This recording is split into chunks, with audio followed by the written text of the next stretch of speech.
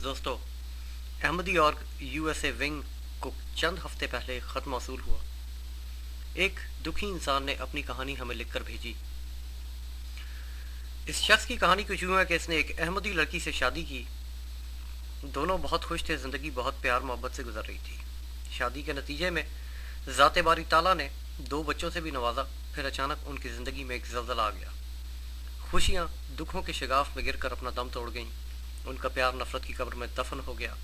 जब इंसान ने अपनी दुख भरी कहानी हमें लिखकर भेजी तो उसके हालात और वाक़यात की जो तहकीकात हमने की, उसके नतीजे में जो हक़ाइक़ सामने आए, उनको सुनकर दिल दहल गया, आंखें नम हो गईं, जिस्म के सारे रोंगटे खड़े हो गए और पैरों के नीचे से ज़मीन हिल गई। मुझे अपनी समात पर यकीन नहीं हो रहा था, मगर दिल पर पत्थर रखकर यकीन करना पड़ा। किस्सा कुछ यूँ है कि दूसरे बच्चे की वलादत के बाद तकरीबन 2.5 साल शादी के अरसे के बाद लड़की ने अपने माँ बाप से मिलने की ख्वाहिश का इजहार किया। लड़के ने एक अच्छा शौहर होने का सबूत देते हुए सफ़र के तमाम इंतजामात किए और बीवी को बच्चों समेत उसके मैके रवाना कर दिया। वापसी 2 हफ्ते बाद की थी। जब वापसी का दिन आया तो बीवी तो ना आई। एयरपोर्ट पर फ्लाइट ज़रूर आई, मगर शख्स के बच्चे ना आए। हाँ, एक फ़ोन कॉल ज़रूर आई जिसमें उसकी बीवी ने उससे मुतालबा किया कि वो उस वक्त तक घर नहीं आएगी जब तक उसका शौहर जमात अहमदिया की बैत नहीं करेगा, और अगर वो बैत नहीं करना चाहता तो बेहतर होगा कि अपनी बीवी को तलाक दे दे और दोनों बच्चों को भूल जाए। बहस मुबाहिसे का ये सिलसिला तकरीबन 5 माह तक जारी रहा। जब ये दास्तान हम तक पहुंची तो हमने इस मामले की इन्वेस्टिगेशन शुरू की और हैरान कुन हक़ाइक़ सुनने को मिले। लड़की शादी से पहले ये जानती थी कि लड़का अहमदी नहीं है, उसके बावजूद उसने उससे शादी की, और अगर अब वो बैत नहीं करता तो उस लड़की की माफ़ी कबूल नहीं होगी। वो अपने माँ बाप से, बहन भाइयों से, रिश्तेदारों से कभी नहीं मिल सकती।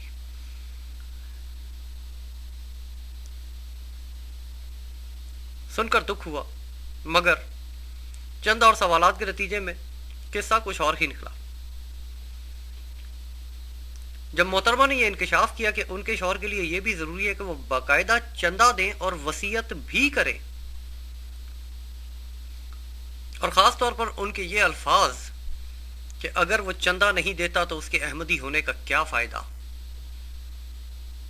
और जब मैंने इन अल्फाज पर सवाल किया तो उन्होंने कोई जवाब दिए बगैर फ़ोन बंद कर दिया और मज़ीद बात करने से भी इनकार कर दिया।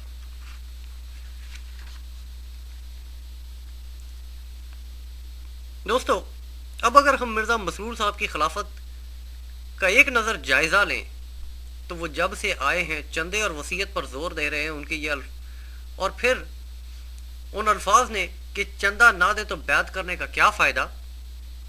ऐसा लगता है कि जमात ने आमदनी में इजाफे का ये नया इंस्टेंट रास्ता इख्तियार किया है कि पहले तो लड़कियों को जमात से बाहर शादी करने की इजाज़त दे देते हैं, ना ही इन लड़कियों को जमात से खारिज किया जाता है और ना ही इन पर कोई रोक टोक होती है, मगर बाद में ऐसी ज़बरदस्ती की बैत करवाने पर उनका साथ भी जमात देती है और उनको माफ़ी की गारंटी भी देती है। मिर्ज़ा मसरूर साहब, आपसे अब सवाल ये है कि क्या आपको अपनी ऐसी हरकतों पर शर्म नहीं आती? जनाब, कभी हक हलाल की भी कमा कर देखिए, आटे दाल का भाव पता लग जाएगा। हम भी देखें कि आप अपनी मेहनत की कमाई से कितना चंदा देते हैं। हराम खाना बहुत आसान है, हक हलाल की रोटी बड़ी मुश्किल से आती है।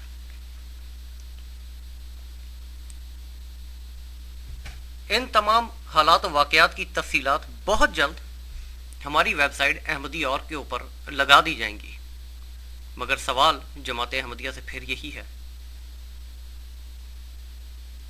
ये सब कुछ सिर्फ और सिर्फ पैसे, चंदे और वसीयत की खातिर? शर्म आनी चाहिए आप लोगों को। मौजूद दोस्तों, मेरी नेक्स्ट वीडियो तक के लिए अपना, अपने घर वालों का, अपने रिश्तेदारों का, मिलने जुलने वालों का, आस पास वालों का बहुत बहुत ख्याल रखिएगा। अगली वीडियो तक के लिए अल्लाह हाफ़िज़।